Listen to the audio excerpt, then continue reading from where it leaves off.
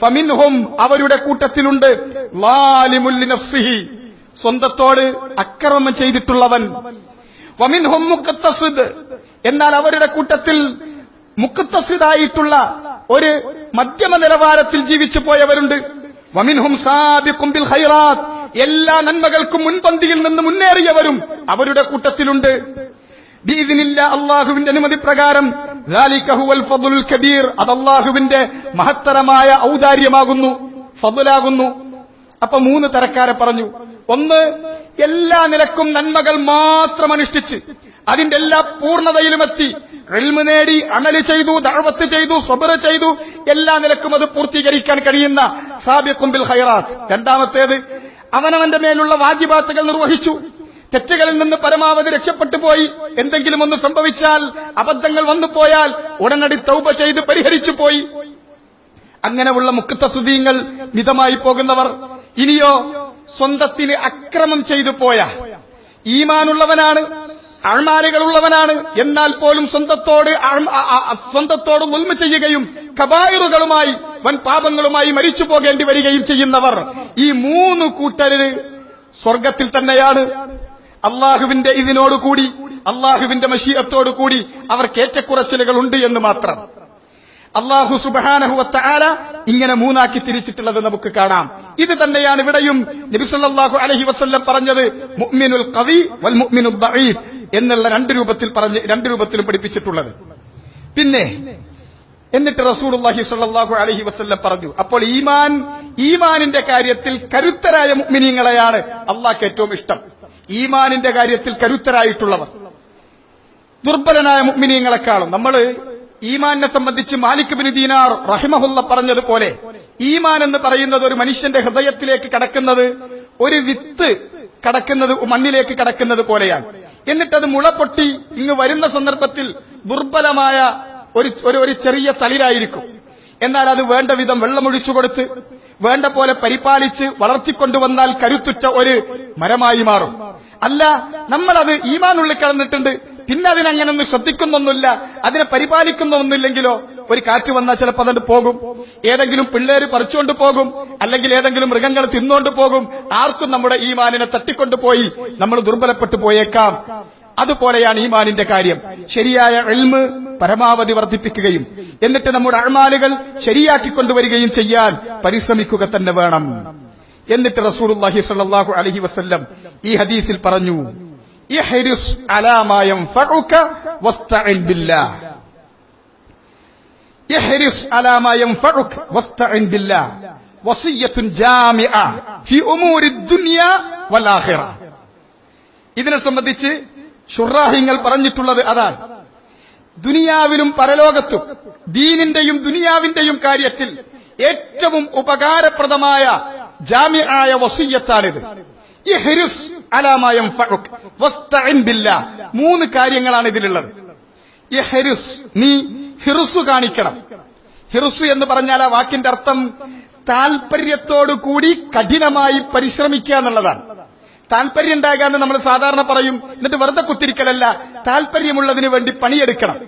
അലാ മാ യൻഫഉക, നിനക്ക് ഉപകാരമുള്ളതിന്.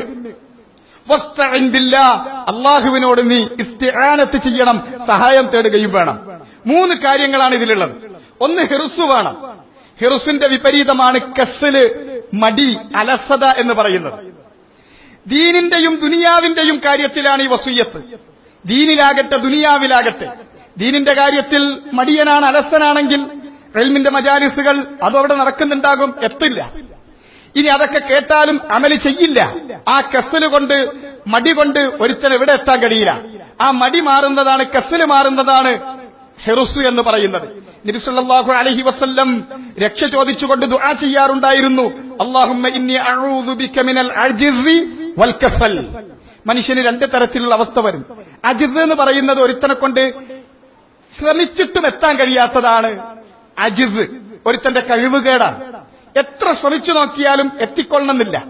എന്നാൽ കസ്ല് അതല്ല, ഖൈറുണ്ട്, ആ ഖൈറിന്റെ വഴിക്ക് വേണമെങ്കിൽ എത്തിപ്പെടാവുന്ന കഴിവ് അല്ലാഹുവിന് കൊടുത്തിട്ടുമുണ്ട്, എന്നിട്ട് എത്തിപ്പെടുന്നില്ല. ഇതാണ് കസ്ല്. കസ്ല് എന്ന് പറയുന്നത് ദീനിലാകട്ടെ ദുനിയാവിലാകട്ടെ എല്ലാ നിലക്കും നശിപ്പിച്ചു കളയുകയും ഒരു മനുഷ്യനെ അനാദരണീയനാക്കി തീർക്കുകയും എല്ലാ നന്മകളും എല്ലാ ഭാഗ്യവും അവന് നഷ്ടപ്പെടുത്തി കളയുകയും ചെയ്യുന്ന ഏറ്റവും വലിയ രോഗമാണ്. അതുകൊണ്ട് നബി സല്ലല്ലാഹു അലൈഹി വസല്ലം അതിൽ നിന്ന് രക്ഷ ചോദിച്ചുകൊണ്ട് ദുആ ചെയ്യാറുണ്ടായിരുന്നു. അല്ലാഹുമ്മ ഇന്നി അഊദു ബിക മിനൽ അജ്സി വൽ കസൽ. കസൽ വന്നാൽ, അലസത എന്നുള്ളത് വന്നാൽ ഒരു നിലക്കും ഒരുത്തൻ രക്ഷപ്പെട്ട് കിട്ടില്ല. അതുകൊണ്ട് ഹിർസ് വേണം, കസൽ പാടില്ല. ഇനി ഒരാൾക്ക് ഹിർസുണ്ട്, അത് അലാമായം ഫഉക, നിനക്ക് ഉപകാരമുള്ളതിന് അല്ലെങ്കിൽ. ദീനിന്റെ കാര്യത്തിൽ ഒരാൾ വലിയ ഹരീസാണ്, വലിയ ഉന്മേഷവാനാണ്, പക്ഷെ ചെയ്യുന്നത് മുഴുവനും ബിദ്അത്തുകളും ശിർക്കും കുഫറും ഖുറാഫാത്തും ആണെങ്കിൽ ആ ഹിർസ് കൊണ്ടൊരു ഗുണമില്ല. ദുനിയാവിന്റെ വിഷയത്തിൽ ഒരുത്തൻ വലിയ താല്പര്യക്കാരനാണ്, എന്നിട്ട് പല പണികളാണ്ട് എടുക്കന്നെ, പക്ഷേ ഉപകാരമുള്ളത് ഉപദ്രവമുള്ളത് ഏതാണെന്നൊന്നും ആലോചിക്കാണ്ട് അങ്ങനെ എടുക്കാൻ, അതുകൊണ്ടൊരു കാര്യമില്ല. അപ്പൊ എന്ത് വേണം? അലാമായം ഫഉക എന്ന കൈത് വേണം. നിനക്ക് ഉപകാരമുള്ളതേത് അതിന്മേലായിരിക്കണം. അതുകൊണ്ട് തന്നെ സഅദി റഹ്മഹുള്ള പറഞ്ഞു, ഉപകാരമുള്ളത് ഉപദ്രവമുള്ളത് ഉപകാരമില്ലാത്തത്, ഈ കാറ്റഗറി തിരിച്ചറിയണമെങ്കിൽ എന്ത് വേണം? ശരിയായ വിവരം തന്നെ വേണം, ഇൽമ് തന്നെ വേണം. ദീനിന്റെ കാര്യത്തിൽ പ്രത്യേകിച്ചും വേണം, ദുനിയാവിന്റെ കാര്യത്തിലും വേണം. ഇല്ലെങ്കിൽ അറിവുള്ളവരോട് ചോദിക്കണം, പരിചയമുള്ളവരോട് ചോദിക്കണം. എന്നിട്ടാണ് മുന്നോട്ട് പോകേണ്ടത്. എന്നിട്ടാണ് ഹിർസും അതുപോലെ തന്നെ അലാമായം ഫഉക്, നിനക്ക് ഉപകാരമുള്ളതിനായിരിക്കണം. വസ്തഇൻ ബില്ലാഹ് എന്ന നല്ല ഹിർസുണ്ട്, നല്ല കഠിന പ്രയത്നമുണ്ട്, അതുപോലെ തന്നെ കൃത്യമായി കാര്യങ്ങളും അറിയാം. തീർന്നോ? ഇല്ല. വസ്തഇൻ ബില്ലാഹ്, അല്ലാഹുവോട് സഹായം ചോദിക്കേണ്ട വേണം. തുടക്കത്തിൽ വേണം, ഓടുമ്പോൾ വേണം, ഒടുക്കത്തിൽ വേണം, കഴിഞ്ഞാൽ വേണം, എല്ലാത്തിലും വേണം. അല്ലാഹ് സഹായം ചെയ്താലല്ലാതെ ആ കാര്യം പൂർത്തീകരിക്കാനോ അതിന്റെ നന്മകൾ അനുഭവിക്കാനോ നമുക്ക് കഴിയില്ല. വസ്തഇൻ ബില്ലാഹ്, അതുകൊണ്ട് അല്ലാഹുവിനോട് ഇസ്തിആനത്ത് ചെയ്യുകയും വേണം. ഇഹ്രിസ് അലാ മാ യൻഫഉക് വസ്തഇൻ ബില്ലാഹ്. ഇതൊരാൾ പൂർത്തീകരിച്ചാൽ ദീനിന്റെ കാര്യത്തിലും ദുനിയാവിന്റെ കാര്യത്തിലും രക്ഷപ്പെട്ടവരായി മാറി. കസ്ലില്ലാതെ ഒരു നിലക്കും അമ്പിയാക്കൾ മുതൽ എല്ലാ ഈ ഇസ്ലാം ദീനിലെ എല്ലാ ഓരോ പൗരനും ഓരോ അവസാനത്തെ ഏറ്റവും താഴ്ന്നവനിൽ നിന്നവൻ പോലും കൽപ്പിക്കപ്പെട്ട ഒരു കാര്യമാണിത്. ഇഹ്രിസ് അലാ മാ യൻഫഉക വസ്തഇൻ ബില്ലാഹ്. അല്ലാഹു അമ്പിയാക്കളായി നിയോഗിച്ചിട്ടുള്ളവർ അവർ പണിയെടുക്കാതെ നടന്നവരല്ല. ദുനിയാവിന്റെ വിഷയത്തിൽ അവർ നന്നായി അധ്വാനിച്ചവരാണ്.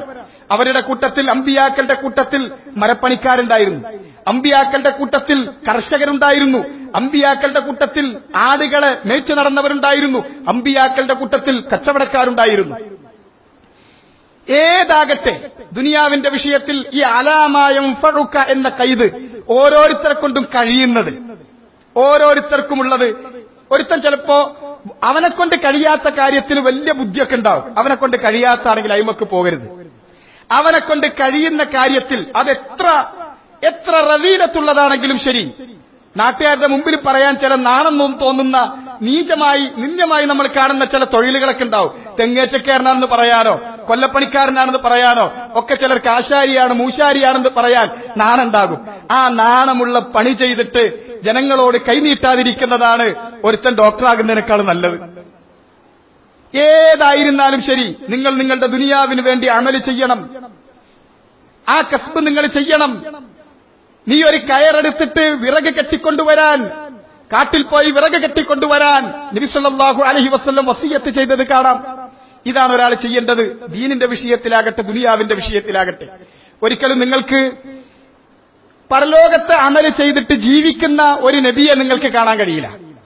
നേരെ മറിച്ച് നബിമാരൊക്കെ നിങ്ങൾ നോക്കിക്കോ, അവരൊക്കെ തൗഹീദ് പറയുന്നതിന്റെ കൂടെ പറഞ്ഞിരുന്ന കാര്യമാണ്. തൗഹീദ് പറയുമ്പോൾ കൂടെ പറഞ്ഞിരുന്ന കാര്യമാണ്. ലാ അസ്അലുക്കും അലൈഹി അജ്റാ, ഞാൻ ഈ പറയുന്ന ദഅവത്തിന് നിങ്ങളോട് ഞാൻ പ്രതിഫലം വാങ്ങുന്നില്ല, നിങ്ങളോട് ഞാൻ പ്രതിഫലം ചോദിക്കുന്നില്ല. ദഅവത്ത് ചെയ്ത് ജീവിച്ച ഒരു നബിയെ നിങ്ങൾക്ക് കാണാൻ കഴിയില്ല. ഇൽമ് പഠിപ്പിച്ചു കൊടുത്ത് ജീവിച്ച ഒരു നബിയെ നിങ്ങൾക്ക് കാണാൻ കഴിയില്ല.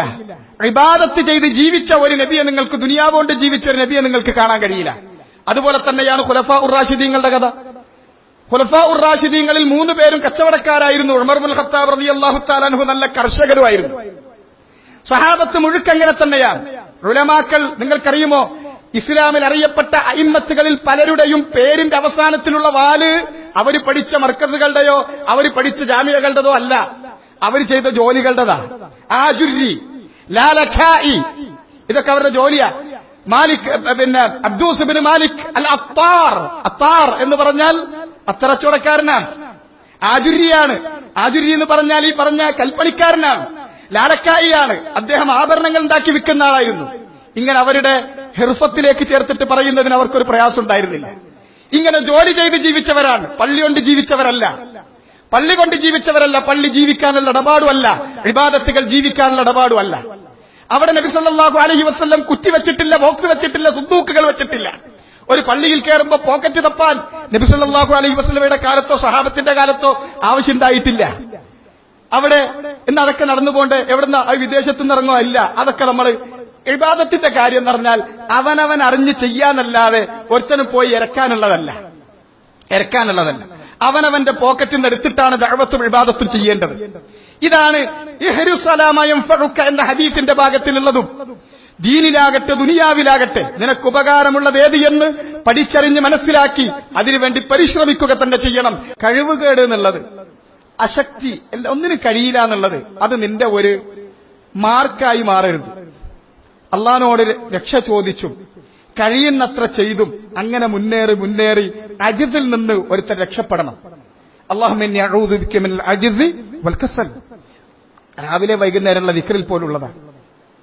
അജിസിൽ നിന്നും കസലിൽ നിന്നും അള്ളാഹിനോട് രക്ഷ ചോദിക്കുക എന്നുള്ളത്. വലാ തഅജസ്, ഒരിക്കലും അജിസ് കാണിക്കരുത്. ഇനിയോ ഇത് കഴിഞ്ഞിട്ട് നബി സല്ലല്ലാഹു അലൈഹി വസല്ലം ഇനി ഒരു മനുഷ്യൻ വല്ലാതെ പരിശ്രമിക്കുന്നവനാണ് ദീനിന്റെ കാര്യത്തിലും ദുനിയാവിന്റെ കാര്യത്തിലും. കഠിന ത്യാഗം ചെയ്യുന്നവനാ, നന്നായി അധ്വാനിക്കണവനാ, എവിടേക്കും എത്തണില്ല. ഇങ്ങനെ കുറെ ആൾക്കാരുണ്ട്. അവർക്ക് ഒരു പ്രയാസവും വേണ്ട, സമാധാനപ്പെട്ടോളൂ. അതിനാണ് അള്ളാന്റെ ഖളായിലും ഖദറിലുമുള്ള ഈമാൻ. അതാണ് നബി സല്ലല്ലാഹു അലൈഹി വസല്ലം തുടർന്നു കൊണ്ട് പറഞ്ഞത്, വഇൻ അസാബക ശൈഉൻ, ദുനിയാവിൽ നിനക്ക് എന്തെങ്കിലും ഒരു മുസീബത്ത് ബാധിച്ചാൽ ഫലാ തഖുൽ, ഒരിക്കലും നീ പറയരുത് ലൗ അന്നി ഫഅൽതു കാന കദാ വകദാ, ഞാൻ അപ്പങ്ങനെ ചെയ്തിരുന്നെങ്കിൽ ഇങ്ങനെ കായേനെ. ഇതൊരിക്കലും പറയരുത്. അപ്പങ്ങനെ ചെയ്യാൻ നിന്നെ കൊണ്ട് കഴിയില്ല. അത് അള്ളയാണ് തീരുമാനിച്ചത്. നിന്റെ ബുദ്ധിക്കും നിന്റെ ചിന്തക്കും നിന്റെ കണക്കൂട്ടലുകൾക്കൊക്കെ കുറെ ഉണ്ടാവും. കഴിഞ്ഞു പോയതിന് ഒരു ചുക്കും ചെയ്യാൻ കഴിയില്ല. വരാനിരിക്കുന്നതിനെ കുറിച്ച് ആലോചിച്ചു. ആ ബുദ്ധിയൊക്കെ കഴിഞ്ഞു പോയതിനെ കുറിച്ചിട്ട് എനിക്കങ്ങനെ ഒന്ന് ചെയ്തിരുന്നെങ്കിൽ എന്നൊരിക്കലും പറയരുത്. ആ പറച്ചിലാണ് എല്ലാ ടെൻഷൻ എന്ന് പറയുന്നത്. ടെൻഷൻ എന്ന് പറഞ്ഞാൽ എന്താ സാധനം? കഴിഞ്ഞു പോയതിനെ കുറിച്ച് ആലോചിച്ചിട്ടാണ്. അത് ആലോചന വിട്ടെങ്കിലേ വരാനുള്ളതിനെ കുറിച്ച് പണിയെടുക്കാൻ ആലോചിക്കാൻ കഴിയുള്ളൂ മനുഷ്യര്. ഒരു ഹൃദയം അള്ളാഹ് കൊടുത്തിട്ടുള്ളൂ. ആ ഹൃദയത്തിന്റെ ഉള്ളിൽ മുഴുവനും കഴിഞ്ഞു പോയതിനെ കുറിച്ച് പണിയെടുത്തുകൊണ്ടിരിക്കുകയാണെങ്കിൽ പിന്നെ വരാനുള്ളതിനെ കുറിച്ച് പണിയെടുക്കാൻ കഴിയില്ല. ഒരിക്കലും പറയരുത് ഇന്നി ഫഅൽതു കാന കദാ വകദാ, ഞാൻ അങ്ങനെ ചെയ്തിരുന്നെങ്കിൽ ഇങ്ങനെ കായേനെ. വലാകിൻ ഖുൽ, നേരെ മറിച്ച് നീ പറയേണ്ടത് ഖദ്ദറല്ലാഹ് വമാ ശാഅ ഫഅൽ, ഞാൻ ചെയ്യാവുന്നൊക്കെ ചെയ്തിട്ടുണ്ട്, എന്നെ കൊണ്ടാകുന്ന അസ്ബാബുകൾ ചെയ്തിട്ടുണ്ട്. അത് എനിക്കറിയാവുന്നിടത്തോളം എന്റെ അറിവും പരിചയവും വെച്ചിട്ട് ഏറ്റവും ഉപകാരപ്രദമായ കാര്യത്തിനാണ് ചെയ്തത്. അള്ളാഹിനോട് ഇസ്തിആനത്തും ചെയ്തിട്ടുണ്ട്. എന്നിട്ട് ഈ വന്നതൊക്കെയോ ഖദ്ദറല്ലാഹ്, അള്ളാഹ് ഖദറാക്കിയതാണ്. വമാ ശാഅ ഫഅൽ, ഞാൻ എന്തൊക്കെ ചെയ്താലും അള്ളാഹ് അവൻ ഉദ്ദേശിക്കുന്നത് ചെയ്യെന്നെ ചെയ്യും. അതിനനുസരിച്ച കാര്യങ്ങൾ നടക്കും, എന്റെ അനുസരിച്ചല്ല. വമാ ശാഅ ഫഅൽ, അവൻ ഉദ്ദേശിച്ചത് ചെയ്തു. ഖദ്ദറല്ലാഹ്, അള്ളാന്റെ ഖദറാണത്. അള്ളാഹ് തീരുമാനിച്ചതാണ്, അള്ളാഹ് നടപ്പാക്കിയതാണ്. ഫഇന്ന ലൗ, കാരണം ലൗ എന്ന് പറയുന്നത് ഞാൻ അങ്ങനെ ചെയ്തിരുന്നെങ്കിൽ എന്ന ആ എങ്കിൽ തഫ്തഹു അമല ശൈത്താൻ, ശൈത്താന് വാതിൽ തുറന്നു കൊടുക്കുന്ന കാര്യമാണ്. ശൈത്താന് വാതിൽ തുറന്നു കൊടുക്കുന്ന കാര്യം. എങ്ങനെ ശൈത്താന് വാതിൽ തുറന്നു കൊടുക്കുന്നത്? ഈമാനിലാണ് അത് വിള്ളലുണ്ടാക്കുന്നത്. ഖളായിലും ഖദറിലുമുള്ള ഈമാനിൽ ആദ്യം വിള്ളലുണ്ടാക്കും. ഖളായിലും ഖദറിലുമുള്ള ഈമാനിലുള്ള വിള്ളലാണ് ഇന്ന് ജീവിച്ചിരിക്കുന്നവരിൽ ഒരു വിഭാഗം അല്ലെങ്കിൽ ഭൂരിഭാഗം ആളുകളുടെയും ഇസ്ലാമിക ജീവിതത്തിനുള്ള ഏറ്റവും വലിയ വിള്ളല് ഖളായിലും ഖദറിലുള്ള വിള്ളല. ഇത് ഞാൻ ഒരൊറ്റ വാക്കിൽ പറഞ്ഞാൽ തീരുന്നതൊന്നല്ല. ഇതെന്റെ ദീനിയായ പഠനവും അതോടൊപ്പം തന്നെ എന്റെ ഈ കുറഞ്ഞ പ്രായത്തിലുള്ള ജീവിതവും ആളുകളുമായുള്ള ഇടപെടലുകളും ആളുകളുടെ വിശ്വാസത്തിലും കർമ്മത്തിലും ഒക്കെ കാണുന്ന വിള്ളലുകളും വെച്ച് നോക്കിയിട്ട് എന്റെ ഒരു തജ്രിബത്ത് എക്സ്പീരിയൻസ് വെച്ചിട്ട് ഞാൻ പറഞ്ഞതാ. ഖളായിലും ഖദറിലുമുള്ള ഈമാനിലുള്ള വിള്ളലാണ് ഭൂരിഭാഗം ആളുകളുടെയും അടിസ്ഥാനപരമായ ഈമാനിലുള്ള വിള്ളൽ.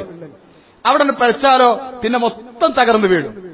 അതുകൊണ്ട് തൗഹീദ്, തവക്കുല്, അതുപോലെ തന്നെ തഖ്ദീർ, അള്ളാഹുവിന്റെ ഖദറിലുള്ള ഈമാൻ എന്നുള്ളത്, ഇത് മൂന്നും അള്ളാഹു സുബ്ഹാനഹു വ തആല അവന്റെ കിതാബിൽ ആവർത്തിച്ച് പല സന്ദർഭങ്ങളിലും നമ്മുടെ ഹൃദയത്തിനുള്ളിലേക്ക് ഉറപ്പിക്കാൻ വേണ്ടി വസിയത്ത് ചെയ്തിട്ടുള്ള കാര്യങ്ങളാണ്. ഇഹ്രിസ് അലാ മാ യൻഫഉക വസ്തഇൻ ബില്ലാഹ് വലാ തഅജസ്. എല്ലാ കാര്യങ്ങളും അള്ളാഹനെ ഏൽപ്പിച്ചു. അള്ളാഹുവിൽ പൂർണ്ണമായ തൗഹീദ് ഉൾക്കൊണ്ടു. കാര്യങ്ങളിൽ നമുക്ക് ചെയ്യാനുള്ള കാര്യം നോക്ക് നിങ്ങൾ. നബി സല്ലല്ലാഹു അലൈഹി വസല്ലം ഒരിക്കലും ഒരിക്കലും നെദുമുണ്ടാവില്ല, ഖേദം, ദുഃഖം. ഖേദം എന്ന് പറയുന്നത് ചെയ്തത് ശരിയായില്ല എന്നുള്ള ഖേദിക്കലുണ്ടല്ലോ, ഒരിക്കലും ഉണ്ടാവില്ല. എപ്പോ? മനിസ്തശാറൽ മഖ്ലൂഖ് വസ്തഖാറൽ ഖാലിഖ്. പടപ്പുകളുമായി കൂടിയാലോചിക്കാൻ യോഗ്യരായവരോട് കാര്യങ്ങൾ കൂടിയാലോചിച്ചു. അള്ളാഹുവിനോട് ഇസ്തിഖാറത്ത് ഖൈറേതെന്ന് ചോദിച്ചുകൊണ്ട് നമസ്കരിച്ചു, ദുആയും ചെയ്ത് അങ്ങനെ മുന്നോട്ട് പോകുന്ന ഒരുത്തന് ഒരിക്കലും ഖേദിക്കേണ്ടി വരില്ല. അതുകൊണ്ട് ഇഹ്രിസ് അലാ മാ യൻഫഉക വസ്തഇൻ ബില്ലാഹ് വലാ തഅജസ്. ഇത് വളരെ അടിസ്ഥാനപരമായ കാര്യമാണ്.